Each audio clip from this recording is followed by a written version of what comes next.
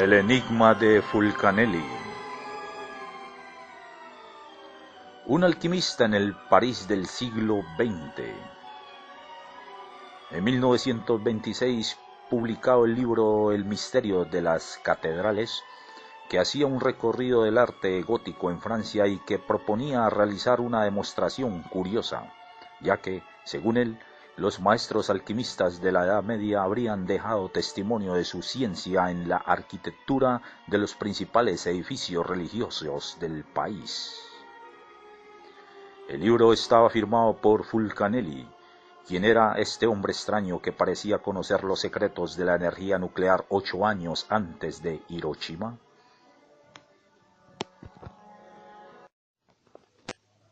Seudónimo de un desconocido. Fulcanelli es ciertamente el más famoso y el más misterioso de los alquimistas del siglo XX. Su leyenda comenzó en 1920 en los reducidos círculos de los esotéricos. Se lo considera como el gran maestro, que aún estaría viviendo y prosiguiendo sus trabajos en París. Este rumor fue difundido por 2 hombres.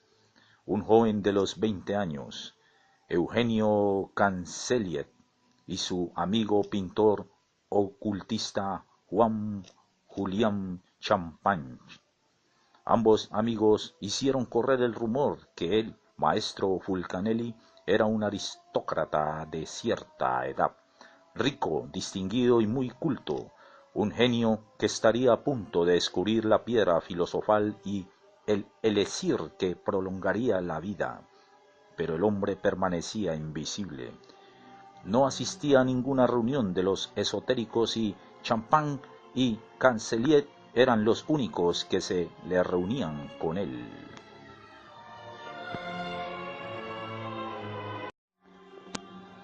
Fulcanelli descifra un emblema. En las moradas filosofales, escrito en 1929, Fulcanelli escribió así una composición pintada sobre una chimenea del castillo de Dampierre. En conjunto, esta composición se presenta como un paradigma de la ciencia hermética. El dogo y el dragón ocupan el lugar de los principios materiales reunidos y retenidos por el oro de los sabios. De acuerdo con la proporción requerida y el equilibrio natural según lo que nos muestra la imagen de la balanza, la mano representa al artesano, firme para manejar la espada, jeroglífico del fuego que penetra, mortifica y cambia las propiedades de las cosas, prudente de la repartición de las materias de acuerdo con las reglas filosóficas de los pesos y las medidas.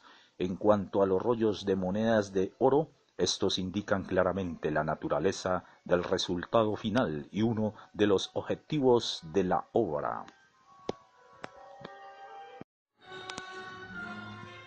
Tan expresivos como estas son los pequeños medallones, de los cuales uno representa a la naturaleza, la que debe servir siempre de guía y de mentora al artista, mientras que el otro señala que el sabio autor de estos variados símbolos pertenecía a los Rosacruces. La flor de lis heráldica corresponde el efecto a la rosa hermética, junto a la cruz sirve como la rosa de insignia y de blasón al caballero y discípulo que iba por gracia divina, encontrado la piedra filosofal.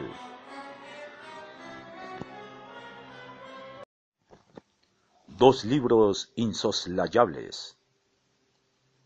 Las fanfarronadas de 2 hombres convencían a muy poca gente cuando, en el otoño de 1926, apareció la prueba de la existencia del maestro, un libro notable, titulado El misterio de las catedrales, publicado en una lujosa edición de 300 ejemplares. El prefacio estaba escrito por Cancelliet y el libro tenía 36 ilustraciones de Champagne. El texto aparecía firmado por Fulcanelli. El autor arrasaba a sus lectores a una serie de interpretaciones esotéricas de algunos monumentos muy conocidos, ya que se trataba de catedrales góticas.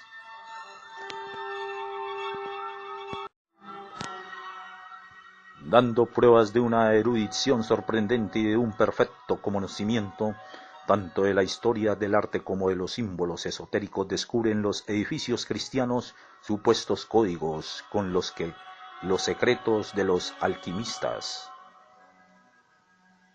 Por ejemplo, señala que en el pórtico de la Catedral de Nuestra Señora de París, una estatua de la Virgen lleva unos medallones que representan los 7 planetas asociados a los 7 metales utilizados por los alquimistas.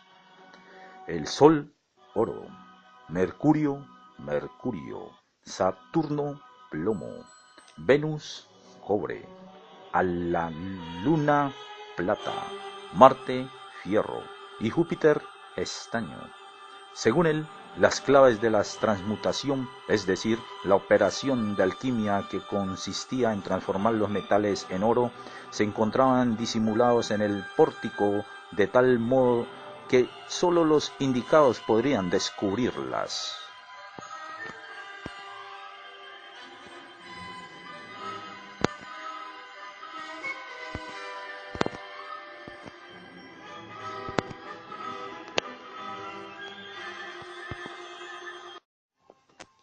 En 1929 apareció el segundo libro de Fulcanelli titulado Las moradas filosofales, que pasaba a los castillos medievales y viviendas centenarias por el mismo sedazo interpretativo.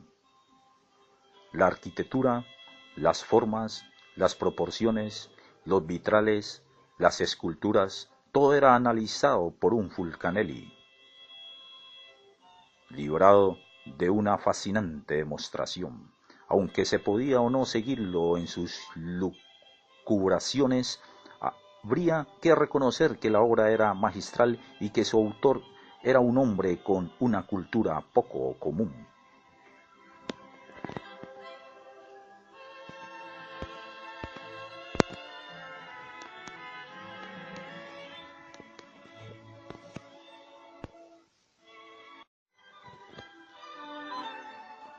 ¿Quién era Fulcanelli? Aunque admirado y buscado por todos los esotéricos de París, Fulcanelli no aparecía por ninguna parte. Algunos sugerían que tal vez Cancellier o Champagne se escondían tras este seudónimo. Pero Cancellier parecía bastante joven y sus obras no poseían la facultad de análisis ni la visión global de Fulcanelli. Champagne parecía ser un candidato más plausible, ya que tenía más edad y más experiencia, y su trabajo como artista pudo haberlo llevado a visitar todas las catedrales, castillos y otros monumentos nombrados, pero su carácter no correspondía a la imagen que todos se hacían hecho del autor de El misterio de las catedrales.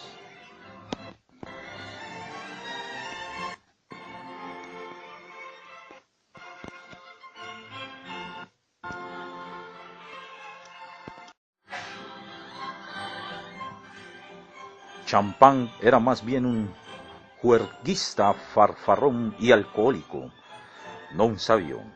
Se pensó en varios ocultistas famosos como Pedro Dollhuis, Augier, Faugerons y el doctor Haubert, Jolivet Castelot, pero frente a cada nombre aparecía la misma objeción. Estos nombres habían escrito otras obras y ninguna tenía el poder de las de Fulcanelli. Se pensó, por fin, que podría ser Rosny el Viejo, autor de La Guerra del Fuego y de otras novelas de ciencia ficción, ya que era el único cuyo estilo como escritor tenía suficiente fuerza y cuya cultura filosófica y científica era lo considerablemente vastas para ser Fulcanelli. Pero la vida de Rosny el Viejo era conocida hasta el menor detalle y no parecía en ella los viajes que hubiesen permitido conocer también los edificios citados en estas dos obras. La única conclusión posible era que Fulcanelli no era ninguno de estos personajes, sino más bien un hombre que estaba vivo y que trabajaba fuera de los círculos de los esotéricos de su época. Un encuentro sorprendente. El francés Jacques Verdier era también un personaje extraño y una persona de gran inteligencia. Científico de alto nivel, apasionado investigador multidisciplinario, estaba dotado de una memoria extraordinaria que le permitió rendir testimonio de una precisión increíble. En junio de 1973, a petición del físico nuclear Andrew Herbrunner, de quien era entonces ayudante, se entrevistó con un hombre que le pareció, por muchas razones, podría ser Fulcanelli. Esta conversación fue relatada por Louis Powers en el libro publicado en 1963 y que tuvo un éxito inmediato, titulado El amanecer de los magos. El interlocutor de Verdier, quien rehusó siempre decir con quién conversaba, lo pone en guardia contra los peligros de manipular la energía nuclear.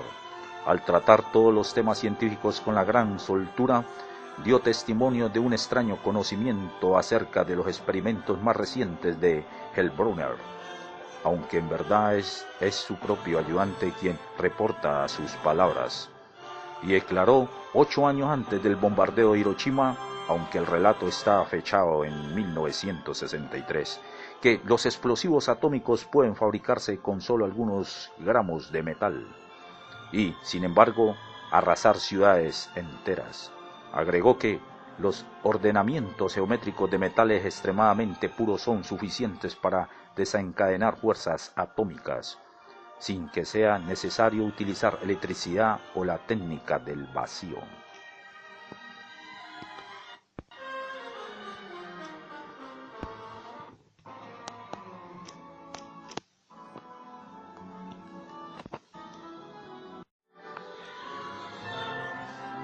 Sin embargo, las investigaciones nucleares estaban estancadas en ese momento debido a los intentos en vano por utilizar uno y otro método.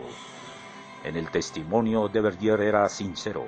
Implica que muchos años antes de que el norteamericano Oppenheimer descubriera el principio de la energía atómica, el misterioso Fulcanelli ya estaba en posesión de este secreto. La alquimia después de la alquimia. La alquimia vivió en Occidente su edad de oro entre el fin de la Edad Media y el comienzo de la época moderna.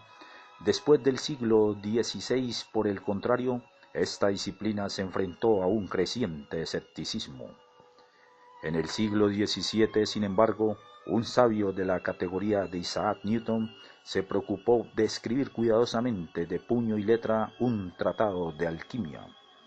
Un siglo más tarde, se producen hechos como la introducción del método cuantitativo de química, la identificación del oxígeno, se analizan el agua y el aire. La alquimia como ciencia ha pasado a la historia.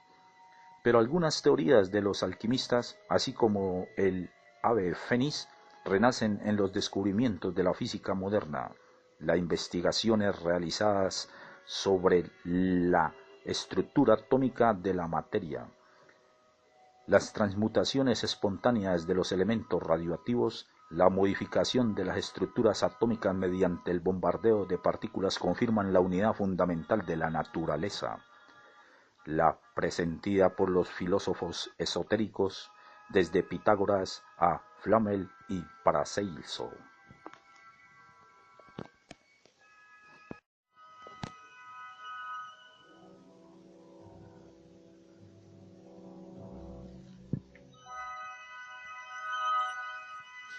Grandes enigmas.